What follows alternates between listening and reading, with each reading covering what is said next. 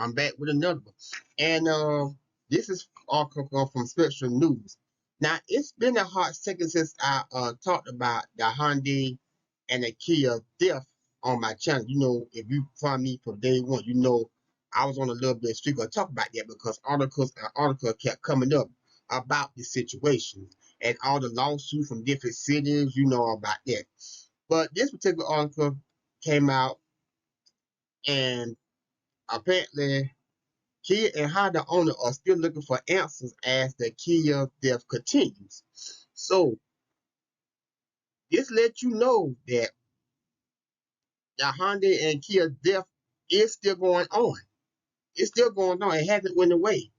So Columbus, Ohio City, across the state have tried to address the rise in the Kia and Honda theft, but owners still feel trapped and targeted. They still feel trapped and targeted. So there is a video here that I'm going to play, and I'll give the rest of my thoughts on this situation.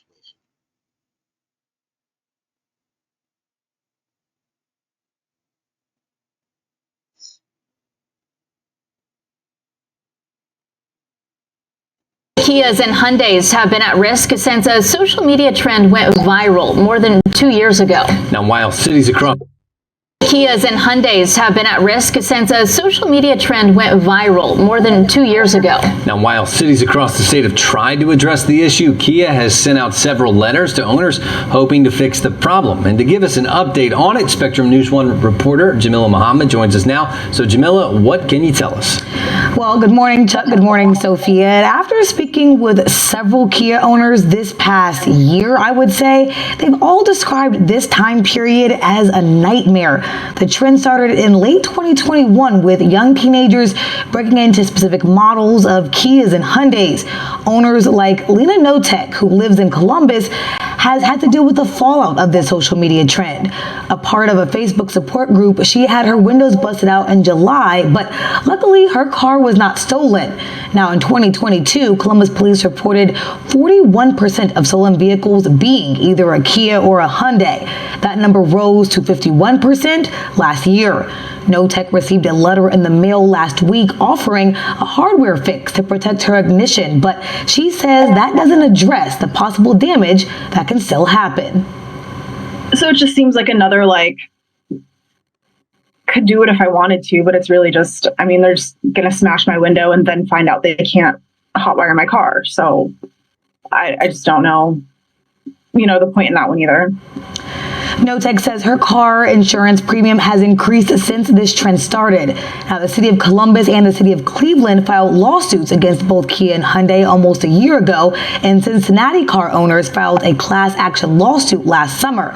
Lena joined the California class action lawsuit, which would bring up more than $200 million in relief to Kia and Hyundai owners.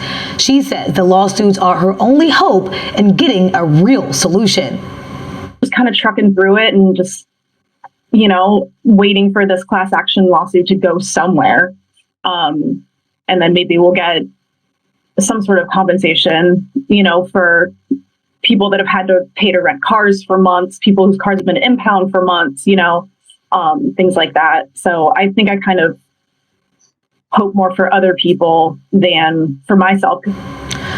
Notek says while she waits for these lawsuits to move through the courts, she wouldn't mind a software update that would afford her a key fob versus a metal key, but says this would need to be widespread public knowledge in order to deter kids from breaking into windows and more.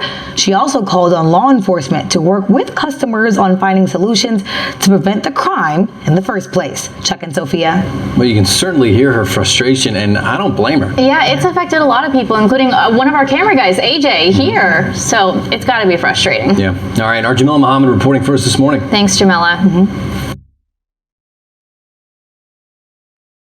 Y'all, this is a very, very, very unfortunate situation for a whole lot of people.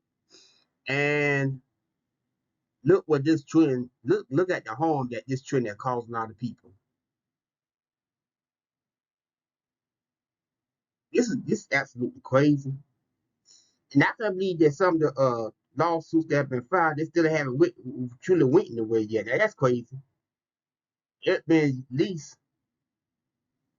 at least a full year for some states. I don't get that. What kind of uh system that some new cities got? I mean, for some new cases to be backed up for almost close to a year, and the way these kids and how these theft happen, they should at least went to court. At least some states should have went to court for that. But I tell you, anybody who start training like that cause this type of harm for people, they need somebody to hold them responsible because all it took was that one twin, and now because that particular twin happened, now look what's going on. And the reason why this lawsuit are going around different cities anyway, because the people who manufacture who made these typical car. I remember I did a video talking about how they use immobilizer to prevent problems like this for many cars, but for some weird reason they didn't use the immobilizer for these two branded cars. How you go from using the immobilizer for a long time?